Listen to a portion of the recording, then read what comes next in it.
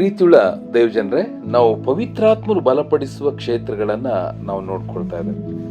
ಪವಿತ್ರಾತ್ಮನು ನಮ್ಮ ಜೊತೆಗೆ ಕೆಲಸ ಮಾಡುವಾಗ ನಾವು ಅನೇಕ ಆಶೀರ್ವಾದಗಳಿಂದ ತುಂಬಲ್ಪಟ್ಟಿರುವಂಥ ಒಂದು ವ್ಯಕ್ತಿಗಳಾಗಿರ್ತೇವೆ. ಬಲವಾದ ಸಾಕ್ಷಿಗಳು ಈ ಭೂಮಿಯ ಮೇಲೆ, ಬಲವಾದ ಸಾಕ್ಷಿಗಳು ಹೇಗೆ ಧೈರ್ಯಶಾಲಿಗಳಾಗಿ ಅಪೊಸ್ತಲರೆಲ್ಲ ಬಲವಾಗಿ ಕೆಲಸ ಮಾಡಿದ್ರು, ಆ ರೀತಿಯಲ್ಲಿ ನಾವು ಸಹ ಬಲವಾದ ಸಾಕ್ಷಿಗಳಾಗಿರುವುದಕ್ಕೆ ಸಾಧ್ಯವಾಗ್ತದೆ.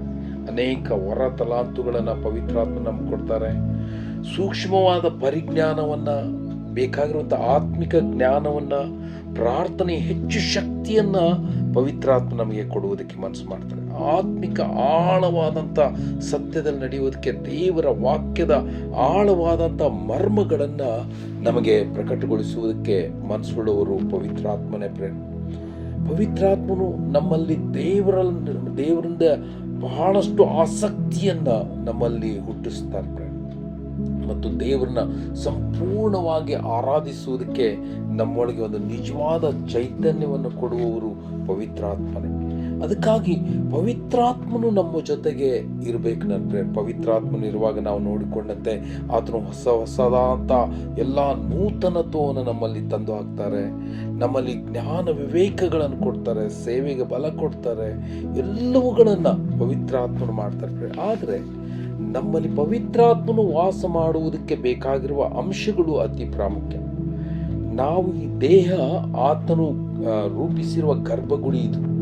ಅದಕ್ಕಾಗಿ ಇಲ್ಲಿ ಆತನು ವಾಸ ಮಾಡಬೇಕಾಗಿದ್ರೆ ಮೊಟ್ಟ ಮೊದಲೇದಾಗಿ ನಮ್ಗೆ ಬೇಕಾಗಿರುವಂಥದ್ದು ಮಾನಸಾಂತರದ ಜೀವಿತ ಪ್ರೇರಣೆ. ಎಷ್ಟೋ ದೇವ್ರ ಮಕ್ಕಳಲ್ಲಿ ಆತ್ಮಿಕ ಬಡತನ ಇಲ್ಲ, ಅವರು ಗರ್ವಿಗಳಾಗಿರ್ತಾರೆ. ಎಷ್ಟೋ ಕ್ಷೇತ್ರಗಳಿಂದ ಅವ್ರು ಆವಾಗ ಪವಿತ್ರಾತ್ಮನ ಅನ್ಯೋನ್ಯತೆಯನ್ನು ಹೊಂದಿಕೊಳ್ಳುವುದಕ್ಕೆ ಅವ್ರಿಗೆ ಆಗುವುದಿಲ್ಲ ಪ್ರೇರಣೆ. ಮೊಟ್ಟ ಮೊದಲೇದಾಗಿ ಒಬ್ಬ ಆತ್ಮಿಕ ವ್ಯಕ್ತಿಗೆ ಬೇಕಾಗಿರುವಂಥ ಮುಖ್ಯವಾದ ಸಂಗತಿ ಮಾನಸಾಂತರ. ಎರಡನೇದಾಗಿ ಅವನು ಎಲ್ಲ ಆಶೆಗಳನ್ನು ಬಿಟ್ಟವನಾಗಿರ್ಬೇಕು. ಈ ಲೋಕದಲ್ಲಿ ಪವಿತ್ರತೆಯನ್ನ ಸಾಧನೆ ಮಾಡುವಂತ ಮಗನು ಆತನಾಗಿರ್ಬೇಕು ಪ್ರೇರಣೆ.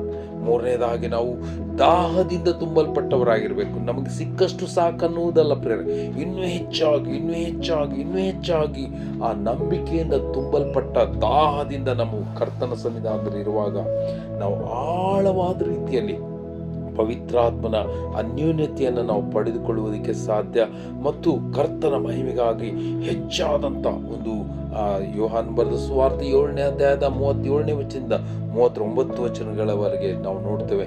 ಪವಿತ್ರಾತ್ಮ ಧಾರಾಕಾರವಾಗಿ ನಮ್ಮ ಉದರದಿಂದ ಹರಿಯಲ್ಪಡ್ತಾರೆ ಎಂಬುದಾಗಿ ನಾವು ನೋಡ್ಬೋದು. ಅದಕ್ಕಾಗಿ ಪವಿತ್ರಾತ್ಮನಿಂದ ನಾವು ಸಂಪೂರ್ಣವಾಗಿ ಪಡೆದುಕೊಂಡವರಾಗಿ ಈ ಭೂಮಿಯ ಮೇಲೆ ಬಲವಾದ ಸಾಕ್ಷಿಗಳಾಗಿ ಜೀವಿಸುವುದಕ್ಕೆ ನಮ್ಮನ್ನು ಕರ್ತನ ಮುಂದೆ ಒಪ್ಪಿಸಿಕೊಡೋಣ.